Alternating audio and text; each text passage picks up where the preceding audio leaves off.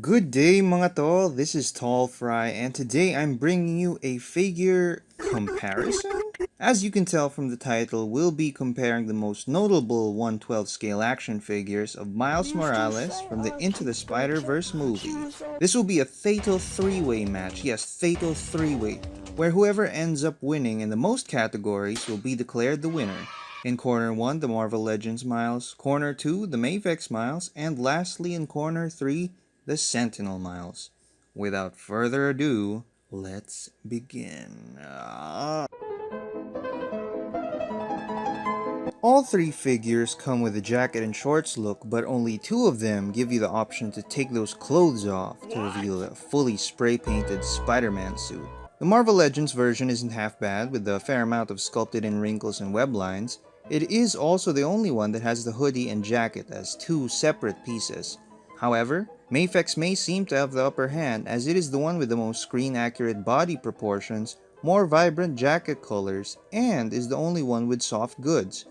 Until you realize that those soft goods look quite baggy on a figure this small and are very prone to the wire popping out. The thin frame of the Mafex version also makes it scary to play with.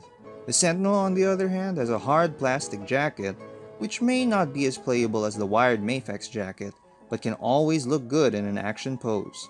Upon stripping them down to their Spidey suits, the Sentinel seems to have a thicker, more muscular build compared to the Mafex.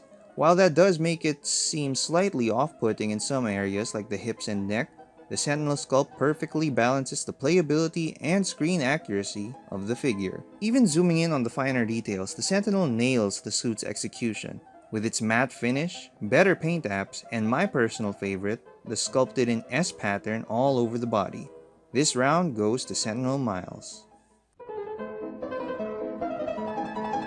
With it being the cheapest figure, it'd be safe to say that the Marvel Legends figure isn't winning here. It is still possible to make it look good in Spider-Man-like poses, but the single-jointed elbows, non-movable neck, and lack of butterfly joints leave a lot to be desired. Meanwhile, the Mafex and Sentinel versions are dang near perfect when it comes to articulation on a Spidey figure. For the unjacketed look, they're actually very similar, with some points having more range on the Mafex, others on the Sentinel.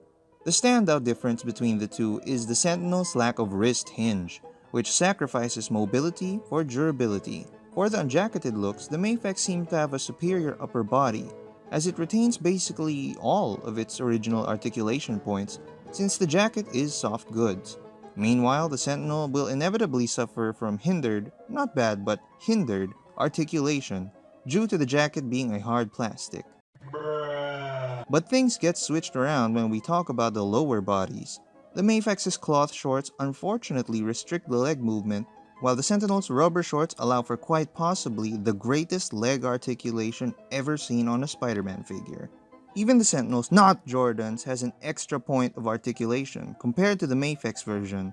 So, with the Sentinel getting the lower body and the Mafex getting the upper body, it all boils down to who has the best unjacketed articulation. And while it is a close call, I counted slightly more on the Mafex version. But while that may be the case, the Sentinel has the more durable joints. The right knee on my Mafex one is curved and wants to detach from the socket, while the Sentinel one knows no such weakness. The Mafex may achieve slightly more of the poses you want, but none of that will matter if you're clenching your cheeks while doing it. The Sentinel serves more than enough range of movement and won't have you worrying about breaks or snaps even after tons of posing sessions. It's a second round win for the Sentinel figure. Now we're getting to the good stuff. The Marvel Legends comes with an alternate unmasked head and an alternate pair of thwipping hands. An okay amount, but ideally a Spider-Man figure should have at least punching, thwipping, and wall-crawling hands, or if the designers are feeling generous, some web-grabbing hands with the web too. All of those and more come with the other two figures though. Is it even fair to include the retail figure on here? They both have several alternate parts, with the unique ones being the Mafex's magnetic hands and feet, and the Sentinel's spray can holding hand. For heads, they both have unmasked heads and alternate expression masked heads, with the Mafex going for a and the Sentinel going for a But the Mafex also comes with a mask up head, holdable mask, and 4 more detachable webs than the Sentinel offering. With that being said, the Sentinel has some tricks up its sleeve too, giving us the spider ham mallet, headphones, phone, and detachable shoelaces. Taking a look at each of the unmasked head sculpts, the Sentinel wins it for me.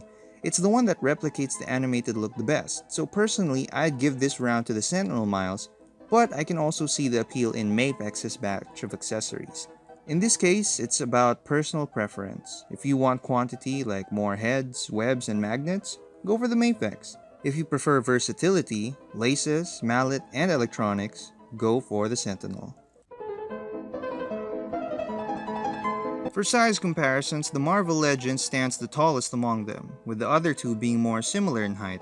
I don't have the Marvel Legends Mafex or Sentinel Peter B. Parker, so it'd be quite hard to judge their heights. So I'm gonna give them all a point because I think they scale well with their respective lines. They all look small, thin, teenagery, which is good in my book.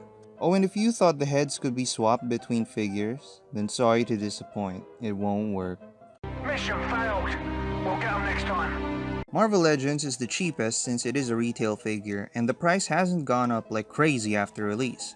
It sits at a comfortable price range of around 900 to 1,100 pesos depending on the condition. The Mafex version continues to decrease in price at around 3,000 pesos if unopened and is widely available at least in my country, to the point that people are actually having a hard time selling theirs. I wonder why. The Sentinel is the priciest at around 3,500 to 4,500 pesos, and is also the hardest to get since barely any people seem to want to sell theirs. Luckily, there is a reissue coming this December for those who want to get their hands on the figure. All things considered, I can confidently say that you'll get the most bang for your buck with the Sentinel figure. It just goes to show that the high quantity and higher quality come at a higher cost. It's up to you if you're willing to pay for it.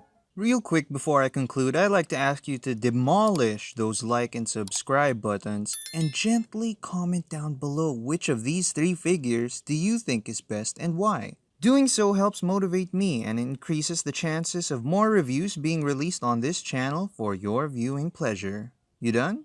Good. Back to the video. The Marvel Legends figure is good in its own right, but at retail price range, you can rarely ever expect it to be the best version of a character. Still, it does get the job done if you want a decent Miles release. The Mafex is better and comes with a lot, but is plagued with several issues that can make it quite stressful to play with if you're unlucky.